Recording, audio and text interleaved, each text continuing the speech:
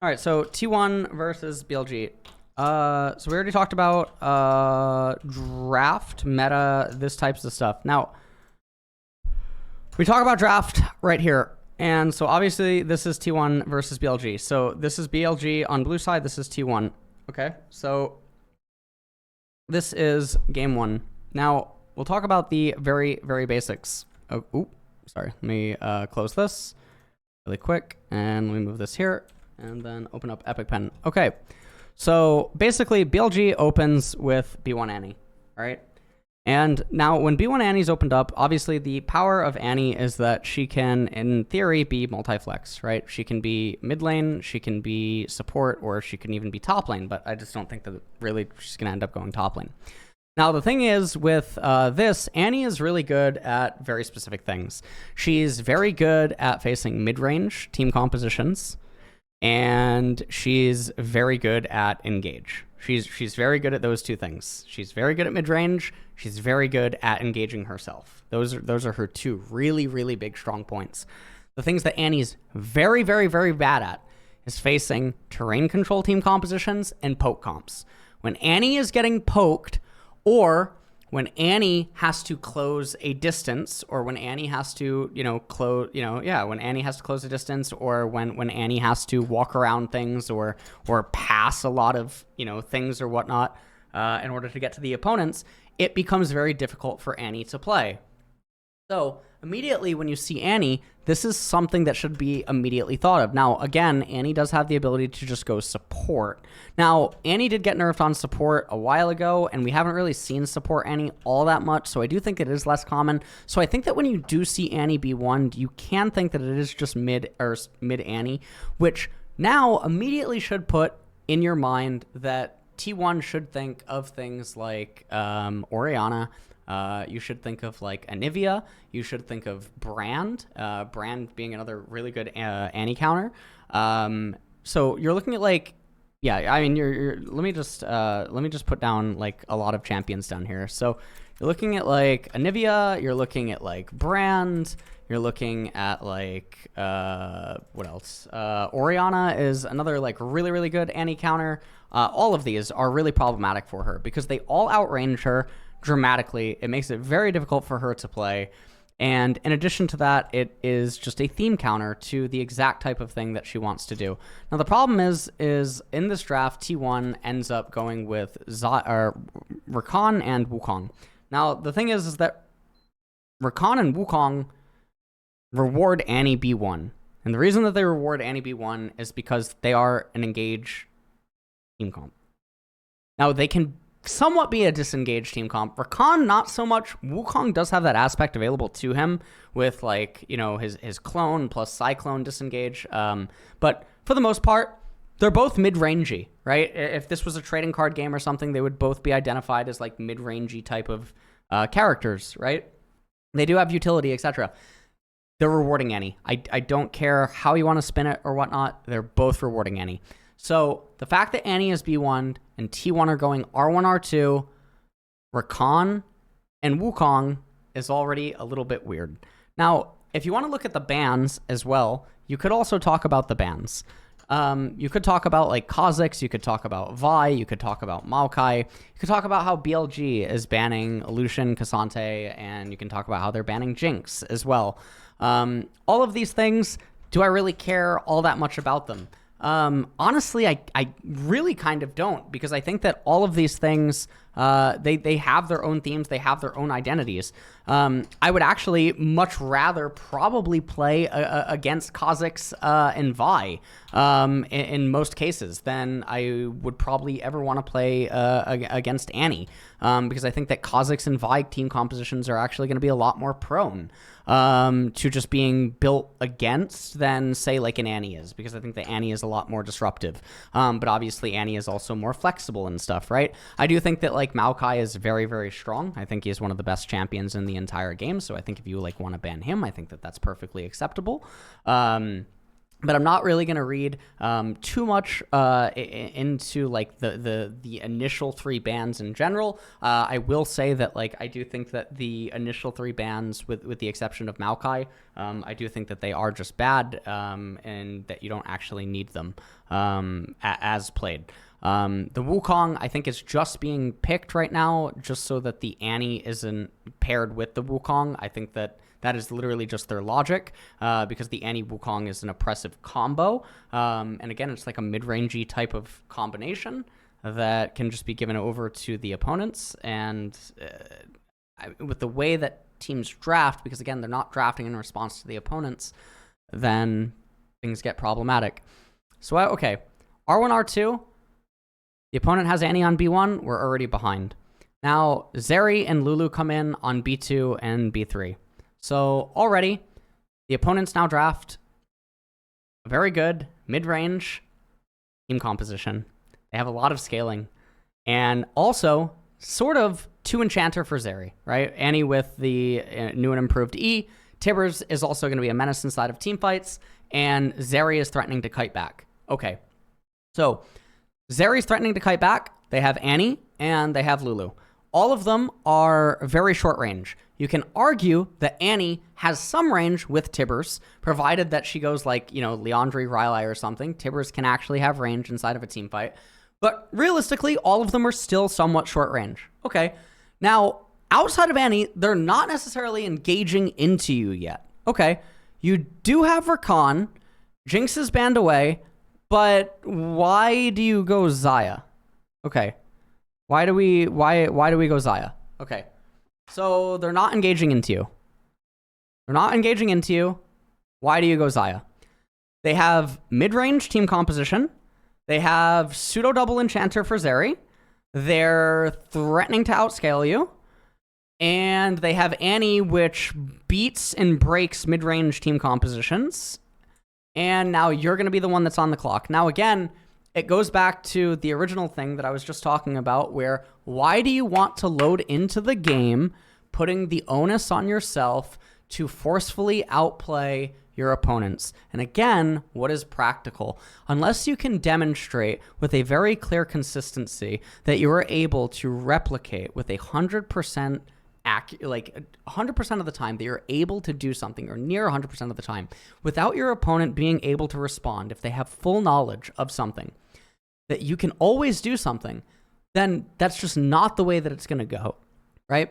And when I say like near 100%, I mean like, 90, 85, 80, 80, 85% of the time, okay? Now, obviously with certain lanes, this actually is that way, which is why we see certain lane phases play out very similarly in pro play very often, right? The same exact way in most games, over hundreds of games across major regions, right? Laning phases will play out very similarly on waves 1, 2, 3, etc. Now, they go Xayah, Rakan, etc. It's very weird. So I would say here on R3, T1 are already behind on R3. They don't acknowledge the theme identity of BLG, and they don't realize that they're rewarding BLG, and they're self-punishing themselves by the B1 of BLG with the Annie. So, okay, we go to the second bans. Now, the Poppy is a pretty good ban because of the champions that they have. I think it's pretty self-explanatory. And then, obviously, the Sejuani, also really good. It's ironic that, like, they're banning champions that really beat the mid-range team compositions. So, it's like they're aware of what they're weak to, and they're drafting it anyway. But the problem is that there's such a pool of champions that exists that, like, just banning 2, it's funny because they're already behind. It doesn't matter. So then Kennen and Nautilus gets banned away. The Nautilus is actually really bad because the Nautilus could only ever really come in on R5, and you wouldn't actually have to be afraid of Nautilus. So I think the Nautilus ban is actually really bad. I guess the Kennen ban is actually okay. If you think that Faker would do something on R4, like a blind mid on R4 and then Kennen on R5, that could be a little bit problematic for Bin. And so I think the Kennen ban is actually fine, but I think the Nautilus ban is actually pretty poor because it doesn't really do anything. I don't think Zeri is in any danger whatsoever. it moves on, and then Gragas ends up getting picked on R4. The only good thing about the Gragas here is that it's a dual flex. It allows Gragas to be, staying in mid lane, and it allows Gragas to be flexed up to top lane as well. Baker's obviously played Gragas a million times in mid, and so I think that, maybe that's something that BLG is considering. Now, the other thing about this is that Gragas has a little bit of synergy, obviously, with the Wukong engage, the follow-up there with the Xayah and the Rakan and stuff like that. But again, the same point still remains in that Zeri, Lulu, and Annie are still just going to be the kite back now.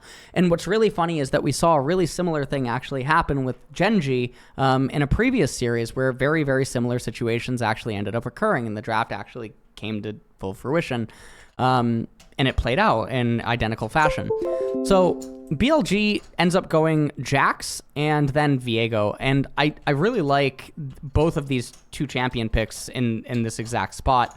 And the reason that I like both of these two champion picks, I think the only thing that I actually maybe would have liked better, I think the only way to possibly make this better would actually be that and instead of this being a Jackson, the only reason that they can't do this is because they don't know exactly where the Gragas is yet. This is the only reason they can't do this, would be for the Jax to be an enchanter. If they know with 100% certainty that the Gragas is top lane, then the Jax could have been an enchanter, and then the game gets really, really, really brutal, because then they could run like 2.5 enchanter with Zeri Viego, and then I think it's just doomed for T1 in the draft.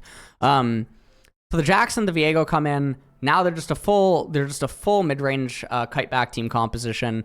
T1 is now running into them with a Xayah, and it's obvious that BLG are just outscaling. The Zeri is going to be completely untouched. T1's team composition is going to completely run out of fuel. And how do they actually even team fight? How do they get past Tibbers? How do they actually reach Zeri? How do they do anything at this point? I mean, the champions, it is going to be so easy to get a possession for the Viego in this team comp. And so then when it finally does get to the R5, at this point, you now know that, okay, well, it makes the most sense to send the Gragas up into top lane against the Jax. You have a Wukong in the jungle, so now the best thing that you can do against the Annie, I mean, I think the best thing that you can actually probably do against the Annie here,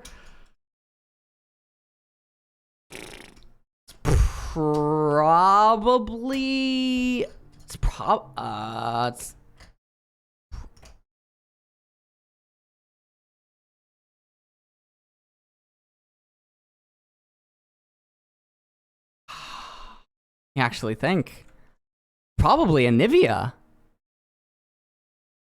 I think all other things considered, it's either a Nivea or it's Orianna against the Annie in this particular spot. Because no matter what, you still need range. You still need range against the Annie because you have to outrange them. That's basically the most important thing. I mean, I guess another option would be to try to go Swain, but the problem would be that Annie would still have enough value to just go Morello with Leandres. And then that's still like not the greatest of spots, and then you're punished for the Gragas on R4. But the reason that you're getting punished this hard is because you're so behind on R3, because your R1, R2 is just super, super donkey troll because they open B1 Annie. And then you go R1, R2 Rakan Wukong, which is just really bad opening. So I mean, at this point, yeah, you need a ranged utility mage on R5. I guess, yeah, it's just Orianna or it's a Nivea. There's really no other option. I think it's genuinely just those two champions. There's genuinely nothing else. I guess a Nivea is probably just the best spot. I guess the wall plus her R in team fights is likely just the best thing that you can hope for in the standoffs. I mean, I guess that's it. But the only thing is that then the Gragas plus the Anivia, you have to. I guess it gets a little bit ugly there. But I mean, I guess that's the best that you can actually hope for. As played, T1 ends up going Lissandra. And the Lissandra makes it really ugly because the Lissandra doesn't do anything. you end up becoming this like really weird pick comp, and you're entirely dependent on getting a Thrall, but you can't reliably get a Thrall because the Annie is always just going to stun any engage attempts. And then the longer that the game goes on, Annie always has, you know, stun Tibbers, or there's Polymorph Lulu. Zeri is going to eventually have, you know, multiple forms of cleanse. She has, you know, 1.5 enchanters. Viego is guaranteed going to get a possession, and all of his possessions have such good just value, right? All of these champions have such good basic abilities on possessions. So anyways, we'll go into the game. And we have an ad. Amazing, amazing.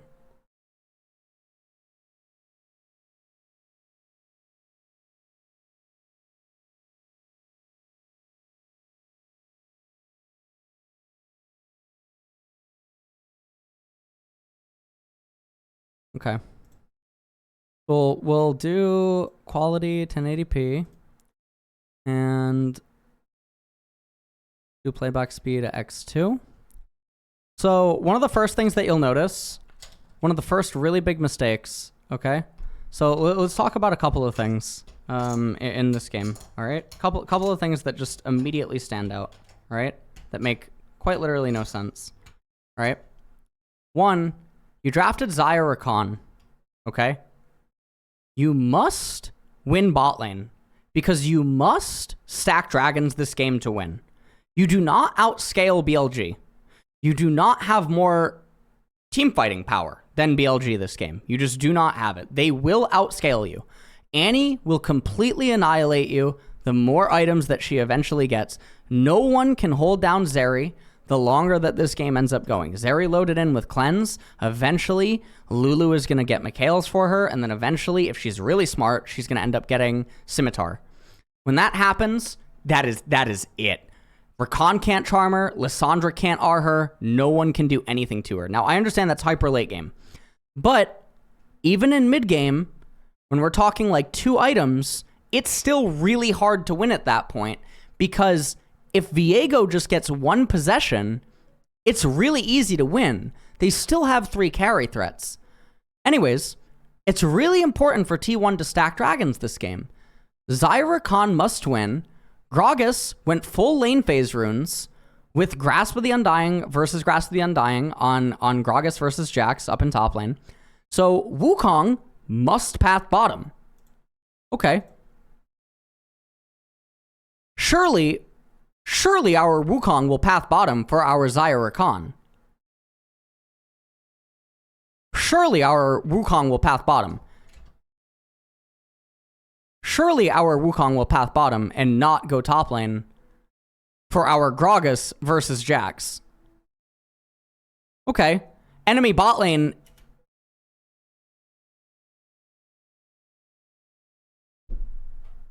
Okay. So why is Wukong starting blue? Why is Wukong pathing to Gragas Jax? Wukong is never ganking Gragas Jax. Wukong is never counter ganking Gragas Jax. Wukong is never ganking Annie Lissandra. Wukong's never doing any of this. Okay, Viego is never going to play an honest game with these lane setups. Okay, Elk and On are pushing into Xayah Rakan, and they're also simultaneously trading. Okay.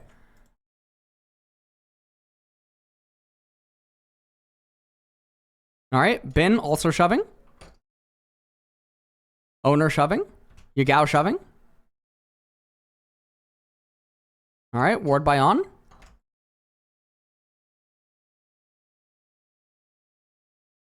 Okay, Owner on red.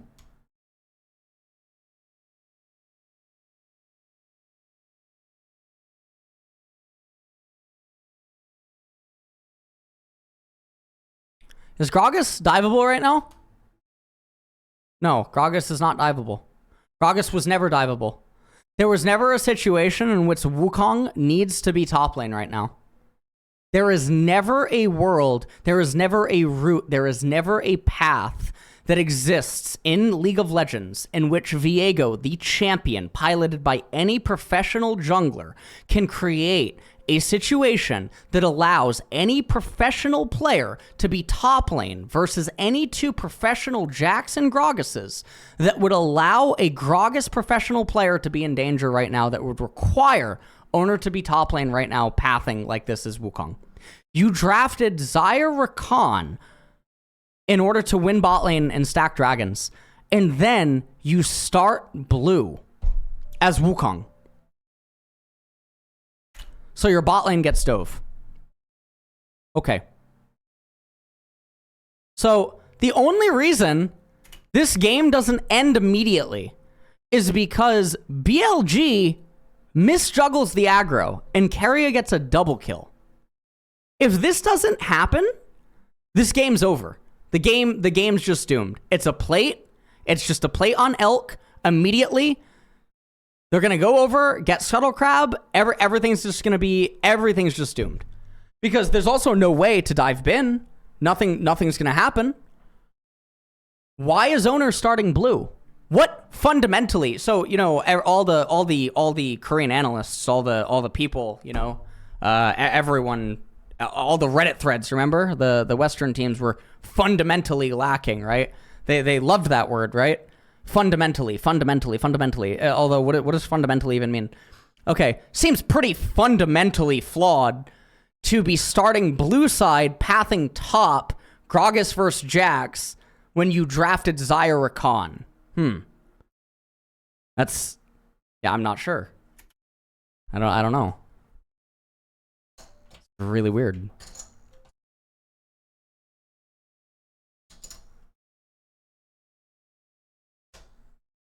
Anyways.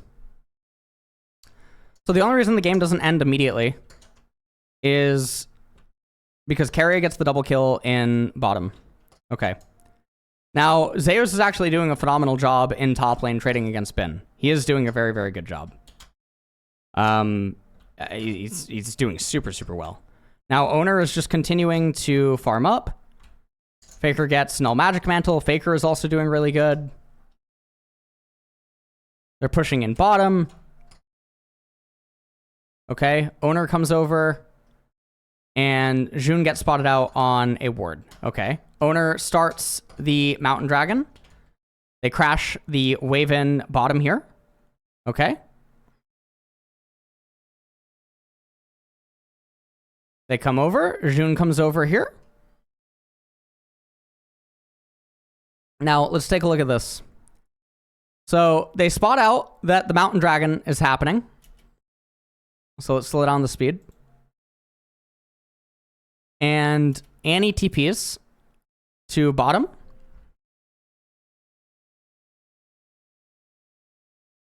Obviously, they're all getting poked here. Now, they don't know exactly what angle Viego's approaching from. Now, because they don't know which angle Viego is approaching from, one thing is known. Viego doesn't have flash. So because Viego doesn't have flash, they know that there's a blast cone there, but they should wait for Viego's mist to dissipate. Because as soon as Viego's mist dissipates, they know whether or not he's in.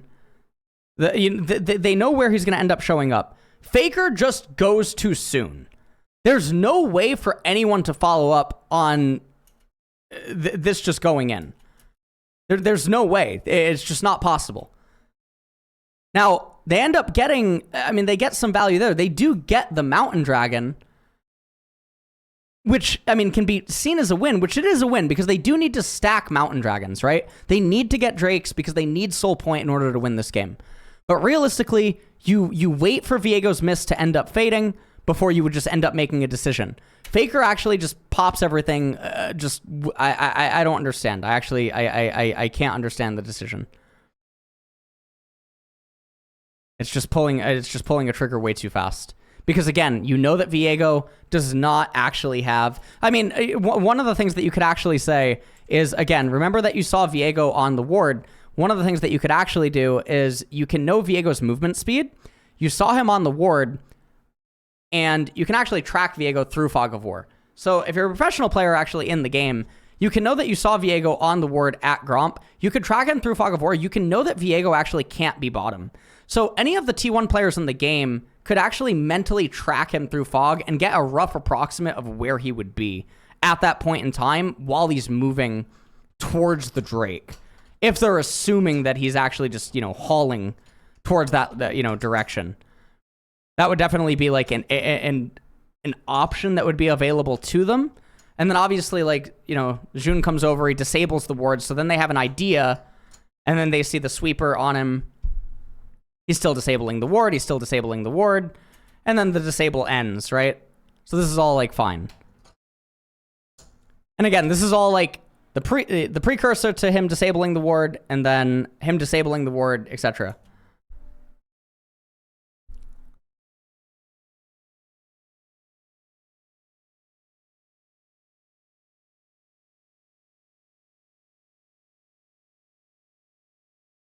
They're down 1.4k gold. 2 of the kills are on to Zeri, which is obviously problematic because she's the build around. And 2 of the kills are on Rakan. So, I mean, the whole situation right now for T1 is just very doomed. They're extremely far behind in the game. Again, this whole thing just doesn't make any sense. I mean, Faker didn't actually have to commit. Once On actually flashes...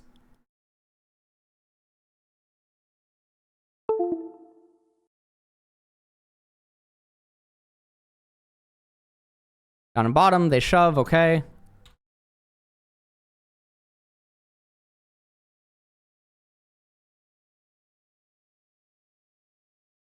Go back to X2.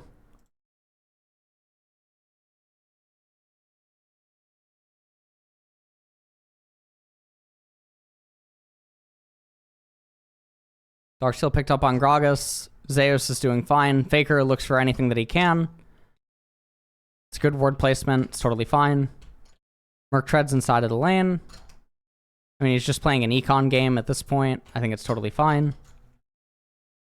I mean, call on bottom. This was also really weird. So because Faker self-ults, I actually don't understand why. He self-ults, and because he self-ults, Owner actually has to blow flash. I don't know why.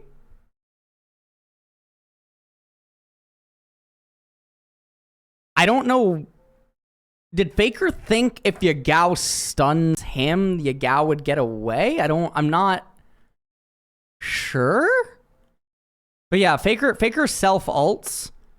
And so Owner actually ends up having to flash. And then Owner starts the Rift Herald. And then On and Elk are moving over. And look at Xayah down in bottom. And also look at Keria. So take a look at what's happening. Let's take a look at the minimap while this is going on. Okay? So let's go back to normal speed. So Elk and On are shoving in bot wave. And you can see Owner here immediately starts up the Rift Herald. Zeus has the wave crashed into top lane. And then Jun comes over. Faker moves back over. He shoved the wave into mid. And now Elk and On are moving over. Okay? Now, there is a cannon wave in bottom. Okay? So, already, again, we really have to... We have to do a question here. All right? They're going to move over now. And Faker is out of mana. Okay? Faker is completely right? Zeus crashed a wave into top lane. And then Yagao is going to come off of reset, etc. On and Elk are here, and On and Elk are very, very healthy, okay? The wave in bottom is 165 gold, right? Not even including EXP, plus EXP. 165 gold plus EXP. The wave in mid lane, right? 165 gold plus EXP. Keria is able to be here, but you have Gumayushi in bottom. Gumayushi is about to get 6, right?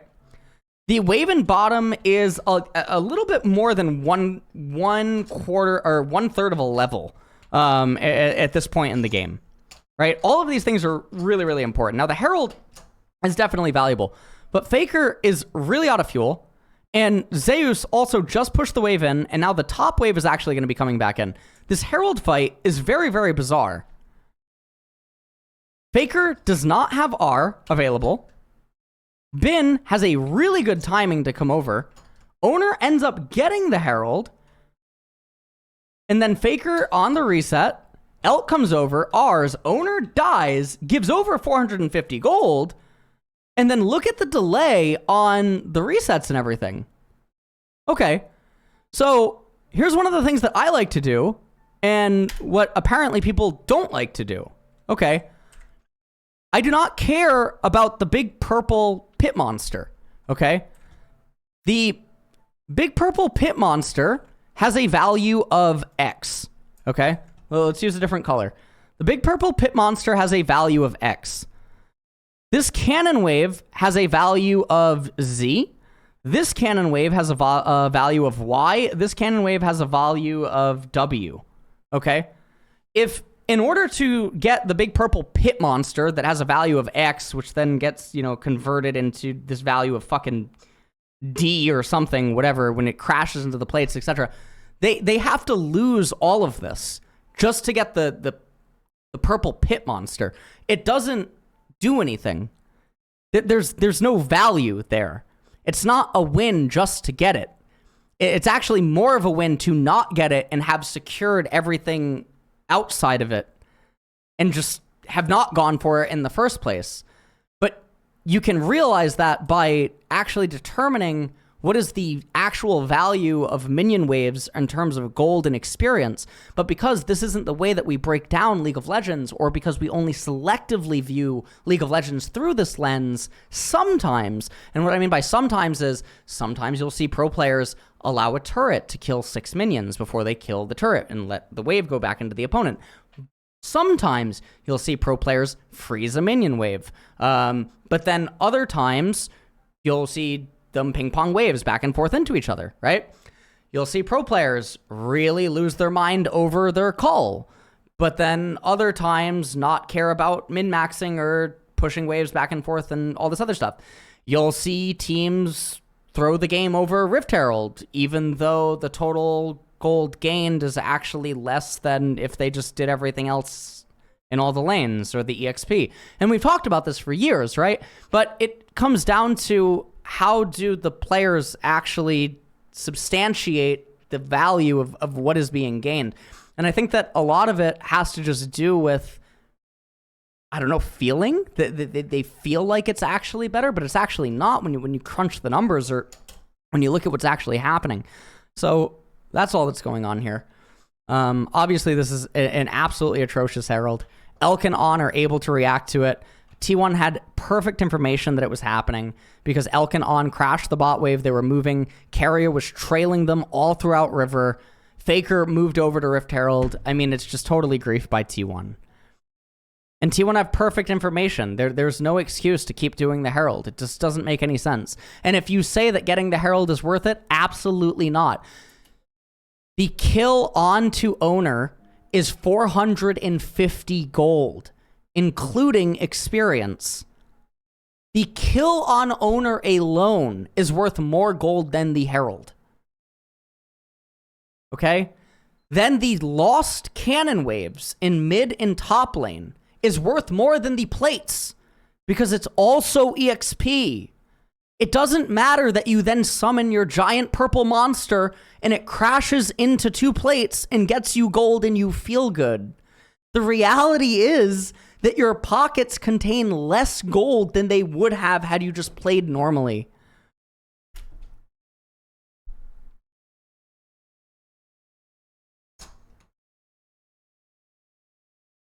They just let Xayah stay bottom and had Faker just reset and had Gragas just stayed and owner just reset and gone and done all of his jungle camps. Everything would be fine. Okay. Guma gets a kill, which is like very fortunate. Yagao actually makes a really, really, really big misplay. Elk comes back. Guma, okay, gets the reset. They clear out the ward. This is just the replay here. We'll just skip ahead.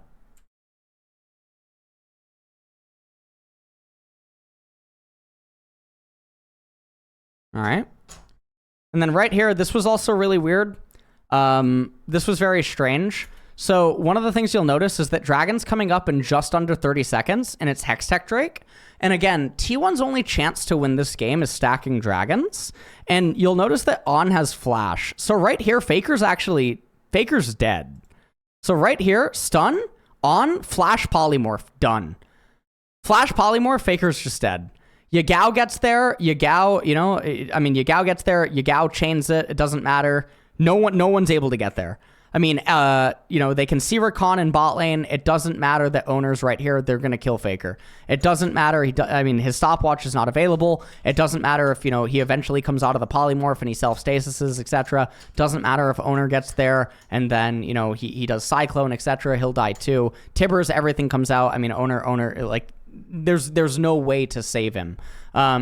So Faker will die. Faker will lose a minion wave in mid, so that's 105 gold, 102 gold, 102 gold. Faker will lose that in mid lane. He'll end up losing a turret plate, and then they will also lose Hextech Drake, which, this is all really good. This is what On should have done, but On let him get away. Very strange. Very, very strange play by BLG.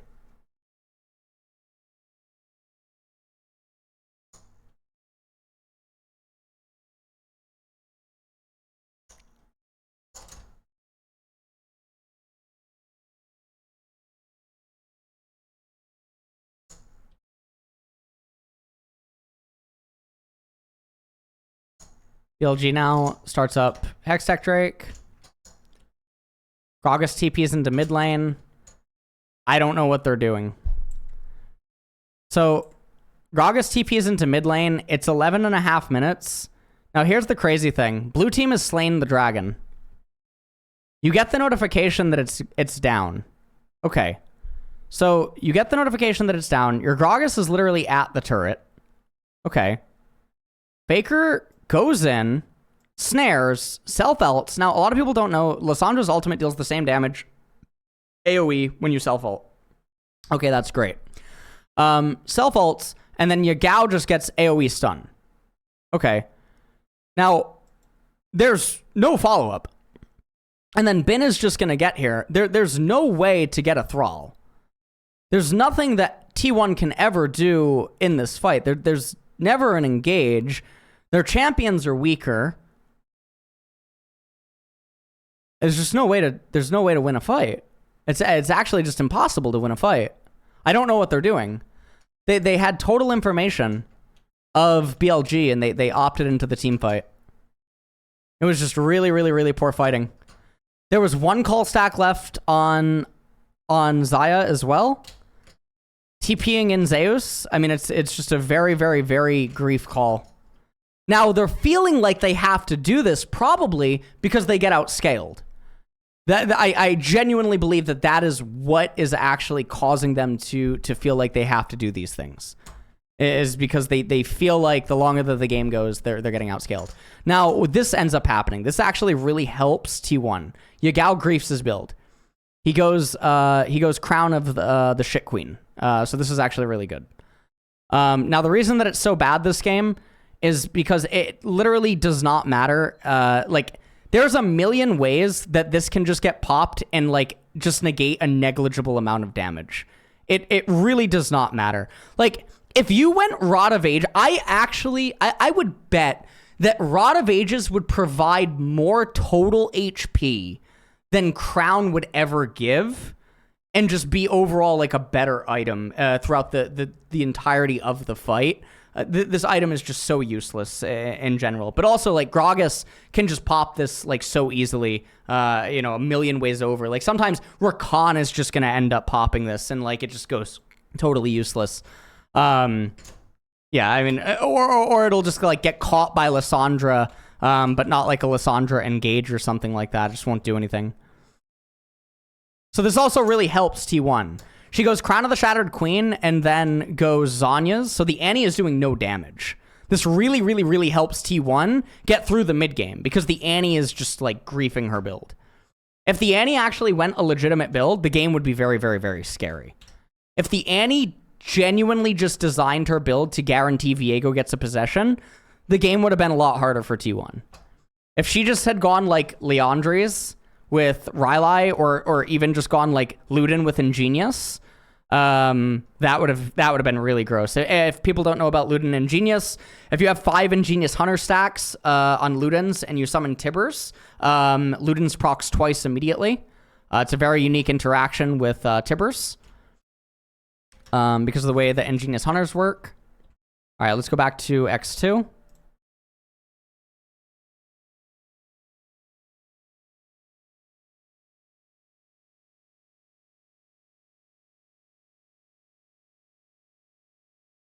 There's no way to win the fight.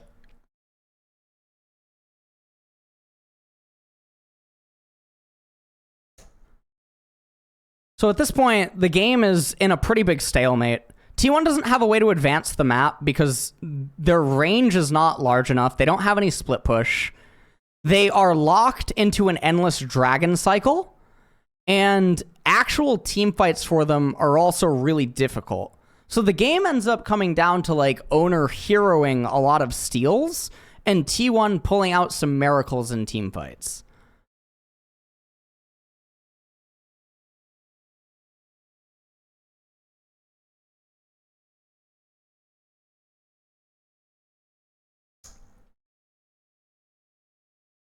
Owner looking for something here. He ends up just getting caught. And again, they're in a desperation mode. They're only down 3,000 gold, but realistically, it's more like they're down like 10. It doesn't, maybe seem that way. It's just that the game can't really be accelerated by either team. The core items are still at like 1.5 on each party. All right, 10's a little bit of an exaggeration, but you guys get what I mean. Now, this was also a really bizarre thing by BLG, where they didn't want to take the Ocean Drake fight. It was really strange because Zeri was so powerful and T1's only window to come back into this game is Soul, and they didn't fight it. I remember watching it live and just thinking that it was so bizarre.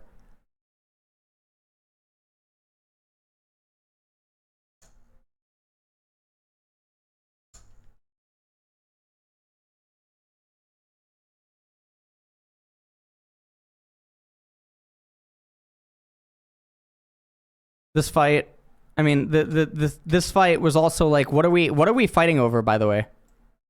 So, okay, hold on. So if this was LCS, I would say the same stuff, okay? What objective? What objective? What objective?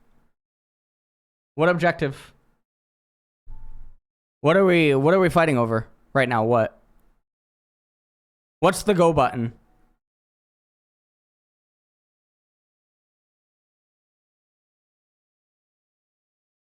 I mean, this goes like this is such a bizarre situation. Now, this was really good, by the way. They get Elk's Flash and they get his Cleanse. Super good by Keria. That they managed to actually get this the situation. It's very, very good for, the next dragon, and it's also very good for even like the Baron if it ends up coming up.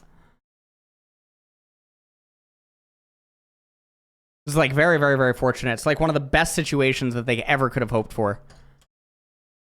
And also, another thing is like really weird. Yagao, like he goes for W there, but I'm pretty sure if he just actually uses Tibbers, they actually get a kill. It's very, very strange. BLG are like playing very sloppy in some of the fights. T1 are like trying their absolute best to hang on inside of the game, but they're at such a deficit.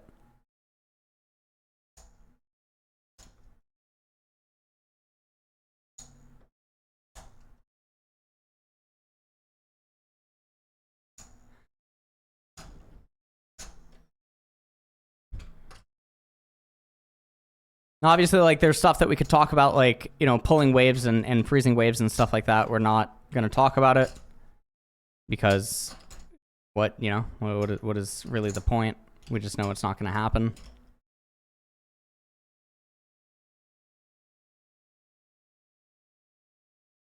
But I think that we can all see the stalemate that is actually present on the game or the map right now.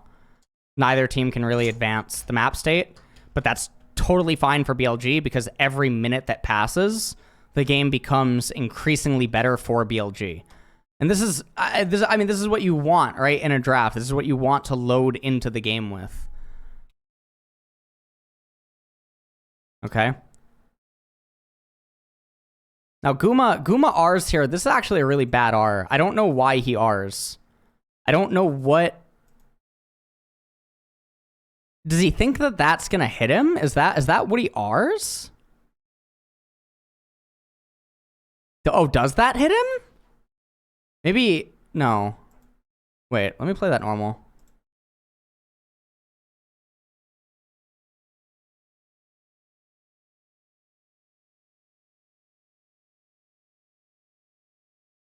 Would that have hit him?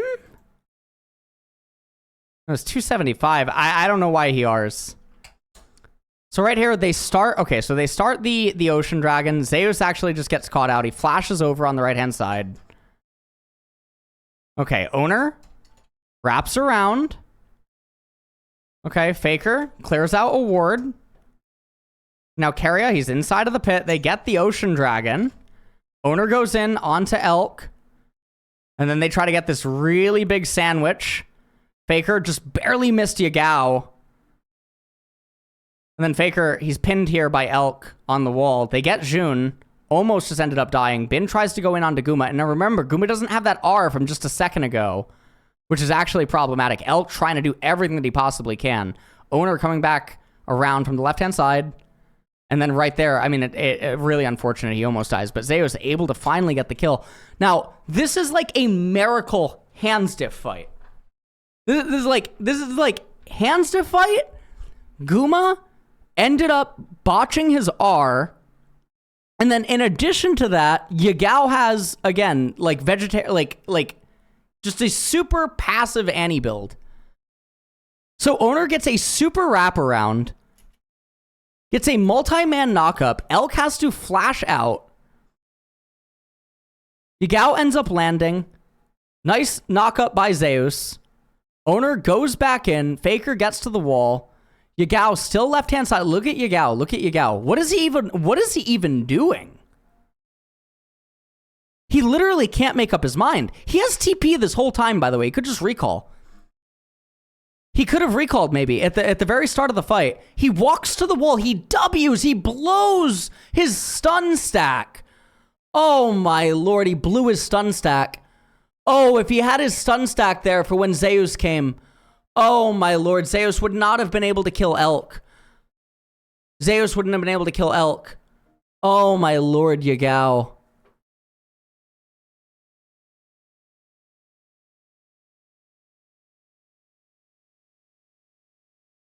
So now 2-2 on dragons.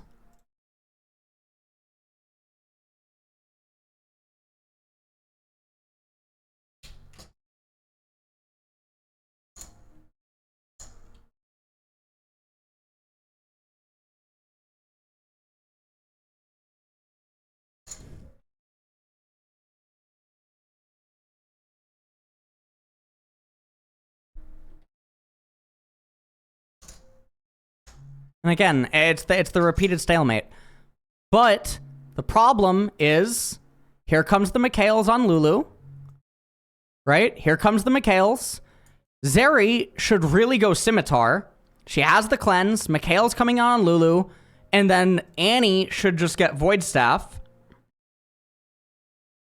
And now the utility items are going to come in on Jackson Viego. The more the game progresses, the worse it gets for T1.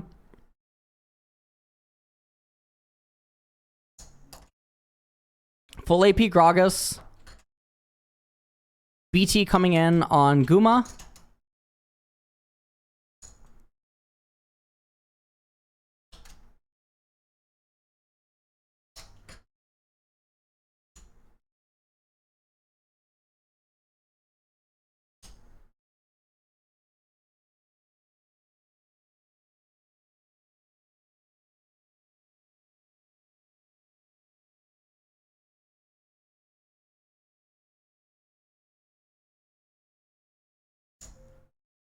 Okay. So they just start the Ocean Dragon, and if I recall, they burst it with 4 HP, right?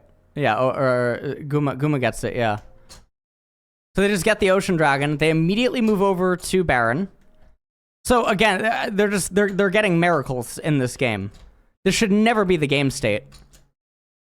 The fact that BLG just lets them... So BLG has let T1 have 2 free dragons. They let them have this dragon for free, and now this dragon. 2 free drakes BLG has given them. With 0 contests. 0 contest, T1 are almost at soul point.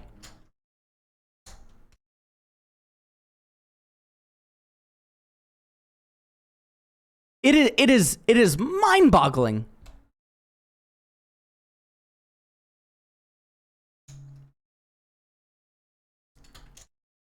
But T1 can't do anything. Their champions can't do anything.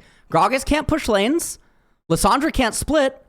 And in a straight-up team fight, they can't run into Annie Zeri. They can't do it. They can't hide Fog of War either because they can't make a pick. The champions on BLG are too tanky. They can't burst Baron. Their Baron burst is really slow. It's so problematic. Like, look at this. What are they supposed to do? What does this comp do? What does it do? It stacks dragons and it prays. That's what it does. What does the comp do? Nothing's happening. We're even on gold. In fact, BLG is trying to let T1 win. They have given them 2 dragons. They've given them 2 drakes. BLG has taken several fights they did not need to take. Right? For literally 0 reason. Yagao is building to try to help T1. What can T1's comp do in this game? What can they do? What is it supposed to do? We're watching with 30,000, 30,000 foot view. What can it actually do without requiring BLG to make mistakes? And that's the whole point. That is the whole point. T1 need to significantly outplay BLG, or BLG needs to make an absolutely ridiculous mistake. And if neither of those 2 things occur, BLG should just always win mass majority of the time. And that is the main point. That's all that it is. It is so hard for T1's comp. They do not have sustained damage. As items come in more and more and more, Zeri becomes even more difficult to bring down. T1's champions slow down more and more. I mean, the death cap for Lissandra is kind of like crazy that she can actually like get to it. The Morello on Annie is like also weird. It really should just be Void Staff, but it's whatever. Because she doesn't have Leandries for like ticking. Could just go Oblivion into Void. You'd get similar effect. So BLG starts Baron here. They get the burst on Zeus. Now Zeus doesn't have Merc Treads here. He has Death Cap. So Zeus gets burst. Now, BLG can do this. BLG can turn really quick because BLG actually has pick with Annie. BLG has mid-range. BLG has, frontline bursting. Now, this is also crazy. Look at this. So Zeus is gone. Bin recalls on a ward. Bin has TP, by the way. Bin has TP. He has TP. He's at half health. They're on Baron. Zeus is gone, no TP. He blows flash. Walks back in.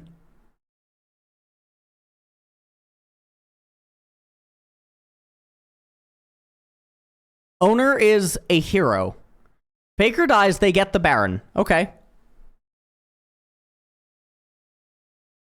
Elk trying to dog them all down. And then BLG ends up getting the Ocean Dragon. Okay. So T1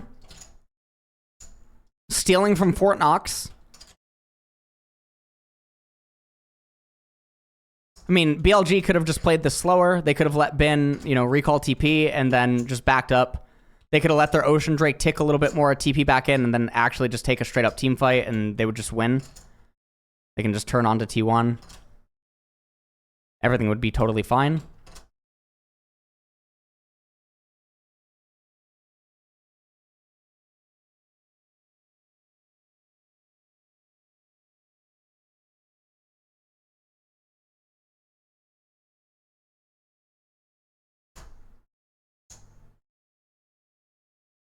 Okay. Scimitar on Xayah. Mikhail's is there. And then eventually you see the Scimitar come in. I also really like the Elixir of Iron on Lulu. I think it's very, very smart.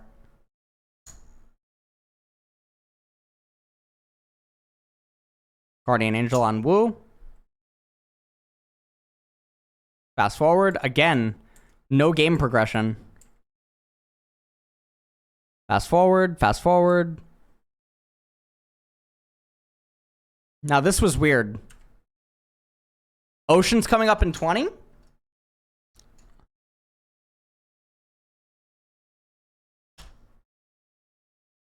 Okay. Clear out mid.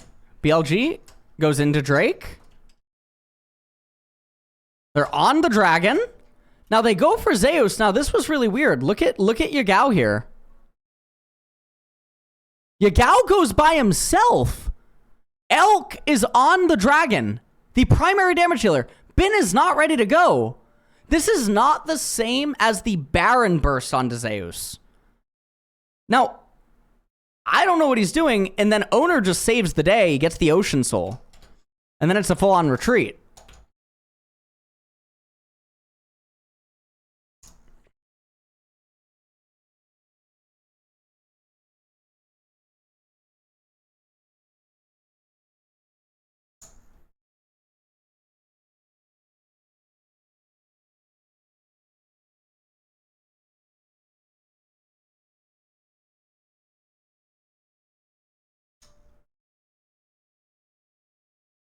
T1 get Ocean Soul, they get Baron.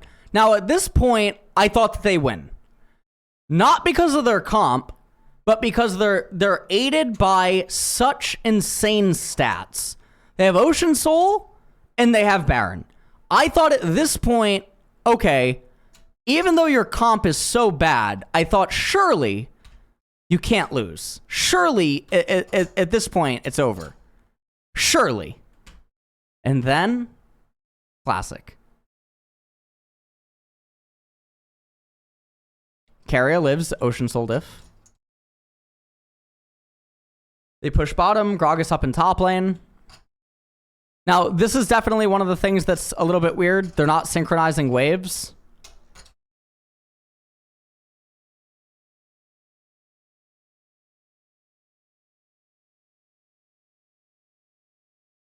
This was very weird.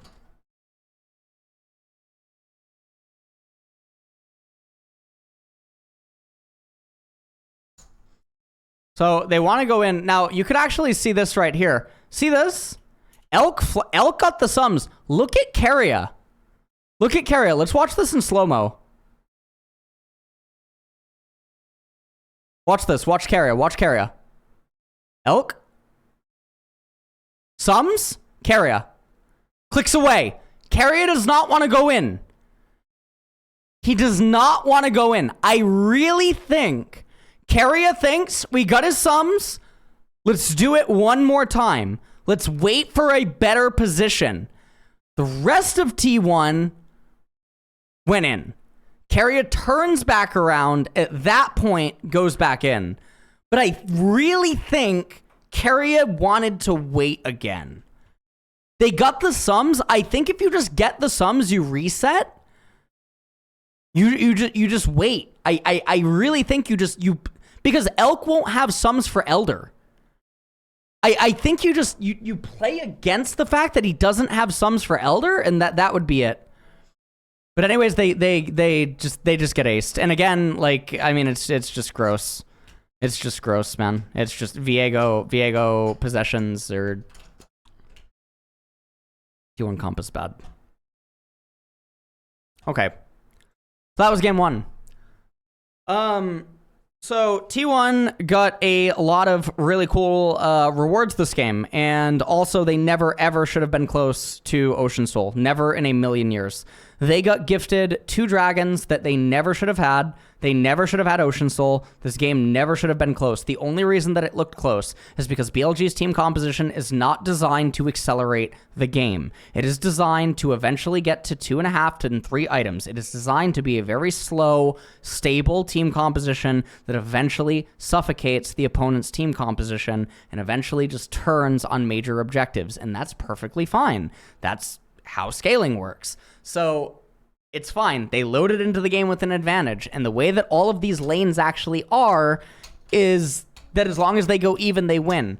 The really weird thing, again, owner starts blue, path's top lane when you drafted Zyra Khan. Now, the other really weird thing is, which game is it? It's this one, right? Zyra, wait. Yeah, Zyra Khan. Yeah, game 3, right? Game 3 is Zyra Khan. Okay.